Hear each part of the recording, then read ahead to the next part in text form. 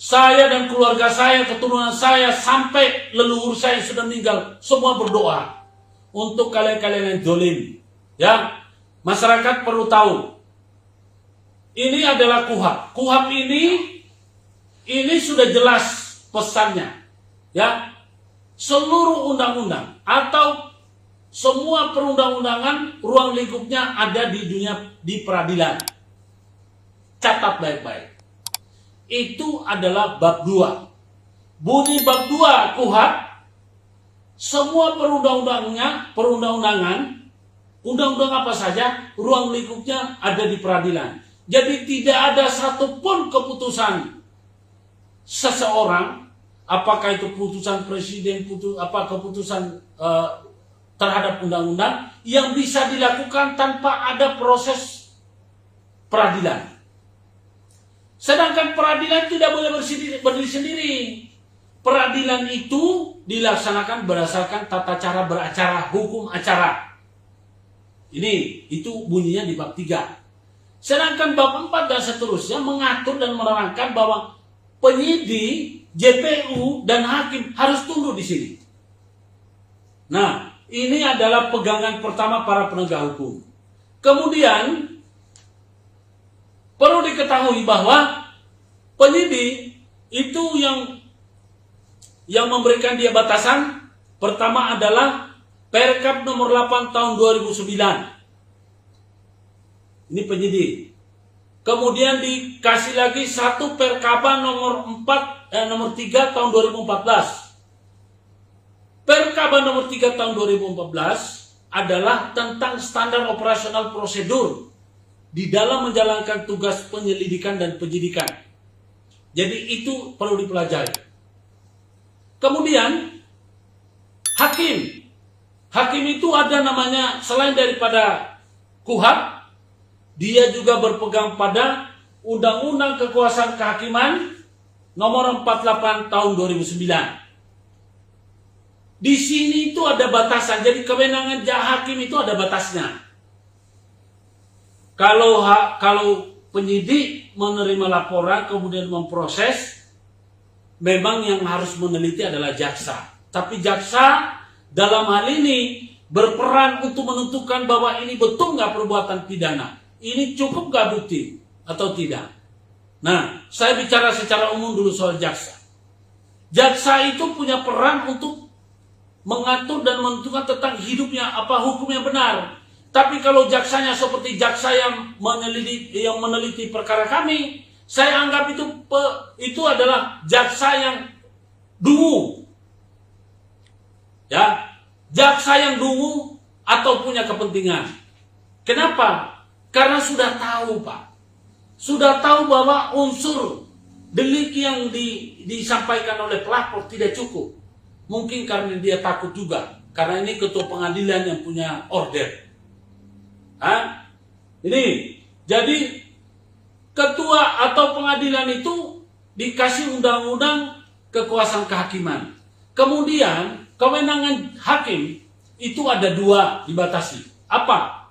Ada namanya SKB, surat keputusan bersama antara Ketua Mahkamah Agung Republik Indonesia dan Ketua Komisi Yudisial dengan nomor untuk Ketua Mahkamah Agung 047. Ya, KM keputusan Mahkamah Agung, SKB surat keputusan bersama, garis miring 4 Romawi garis miring 2009. Sedangkan Komisi Yudisial nomornya 02 SKB, ya, kemudian garis miring P, ya, KY peraturan apa istilahnya putusan KY, ya, KY garis miring 4 Romawi garis miring 2009. Jadi ini tentang kode etik dan pedoman perilaku hakim. Masyarakat Indonesia jarang ada yang tahu. Nah, ini saya telah melaporkan hakim itu 3 orang sudah kena sanksi hanya dengan ini dasarnya. Jadi surat keputusan bersama. Kepada para hakim muda, tolong Anda belajar lebih pintar. Jangan sampai seperti hakim-hakim terdahulu Anda blow on. Kemudian setelah ini, selain daripada surat keputusan bersama, ada namanya peraturan bersama. Ketua Mahkamah Agung Republik Indonesia dan Ketua Komisi Yudisial Republik Indonesia. Nomornya sama.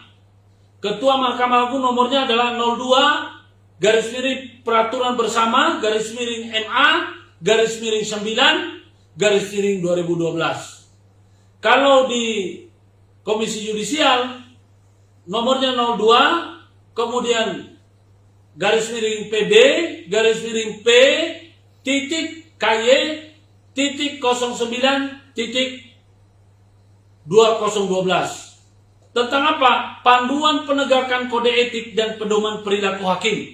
Hakim-hakim ini banyak beresek. Nah ini pakai ya. Hakim yang beresek pakai ini.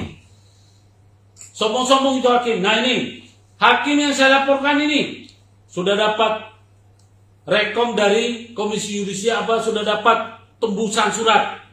Nah, kalau saya dihakimi oleh hakim, saya juga melaporkan hakim. Dan sekarang saya barusan tadi dari Komisi Yudisial melaporkan hakim. Saya tadi melapor ke Komisi Yudisial, saya melapor ke Mahkamah Agung, saya melapor ke Komnas HAM, ya, saya melapor ke Presiden, ke Menteri Hukum dan HAM. Saya melaporkan itu semua tentang perilaku hakim yang nggak sopan. Mana ada hakim yang mengatai bahwa hidup Anda itu kacau. Ingat, kalau kita berdasarkan Undang-Undang Dasar 45 Pasal 27, persamaan hak dan kedudukan di muka hukum itu dijamin undang-undang. Jadi saya walaupun terdakwa, hakim sama statusnya. Ya, sebagai apa? Masyarakat Indonesia. Saya terdakwa sepanjang belum ada putusan yang berkekuatan hukum tetap, saya tetap sama. Saya tidak boleh diperlakukan tidak adil. Itu pasal 1 ayat 1 namanya apa? Undang-Undang Nomor 39 tahun 1999 tentang Komisi Hak Asasi Manusia. Ya. Kemudian banyak pasal-pasal yang mengatur tentang itu. Jadi sekali lagi saudaraku, sebangsa dan setanah air, itu adalah batasan-batasan. Jadi kalau Anda tahu tentang batasannya polisi, ya itu tadi. Apa? Perkap nomor 8 tahun 2009, kemudian Perkaba nomor 3 tahun 2014, itu adalah polisi penyidik. Ya. Sedangkan kalau kita bicara masalah kejaksaan, nah teman-teman tolong diperhatikan. Ya. Jaksa itu diberikan tentang apa? Nah ini banyak teman-teman yang belum tahu bahwa jaksa itu ada surat daripada Jaksa Agung, ya, surat edaran dari Jaksa Agung nomor B garis tengah 607 garis miring E garis miring 11 garis miring 1993 tentang pedoman pembuatan dakwaan, surat dakwaan. Jadi kepada teman-teman para pegiat hukum pejuang kebenaran, sekali lagi saya ingin menghimbau, jangan pernah takut untuk mengatakan yang benar. Karena benar itu walaupun pahit, Anda akan pasti dapatkan hikmahnya. Saya ingin menyampaikan kepada kita semua, ya, belakangan ini orang sedang ramai, bahkan Presiden mewacanakan untuk merevisi Undang-Undang ITE. Saudara, itu juga adalah sumbangsi dari kami. Kami punya video yang sudah sempat viral dan kami punya keberatan-keberatan sudah diterima oleh yang bersangkutan. Karena itu kepada masyarakat, saya himbau bantu share ini video supaya para penegak hukum kita yang nggak pinter disingkirkan atau mereka belajar. Karena tentu saja dengan mereka bodoh itu membahayakan masyarakat lain. Teman-teman, jangan merasa bahwa Anda ini tidak mengalami, Anda lantas tersenyum. Kami memang mengalami, tapi biarlah kami jadi tumbal demi untuk penegakan hukum kita. Sekali lagi, saya akan mengakhiri edukasi ini karena waktu juga lah, sehingga kita tidak bisa melanjutkan.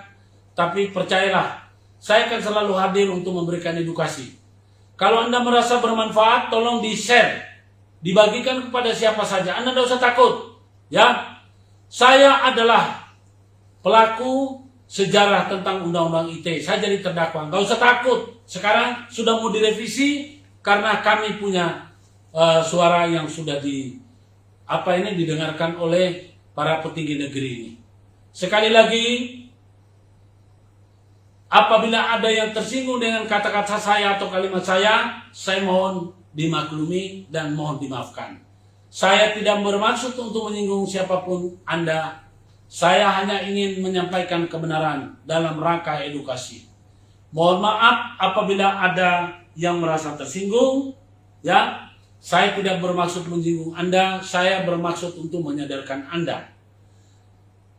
Wabillahi taufiq wal hidayah. Wassalamualaikum warahmatullahi wabarakatuh. Salam kebenaran, salam kebenaran, salam kebenaran. Equality before the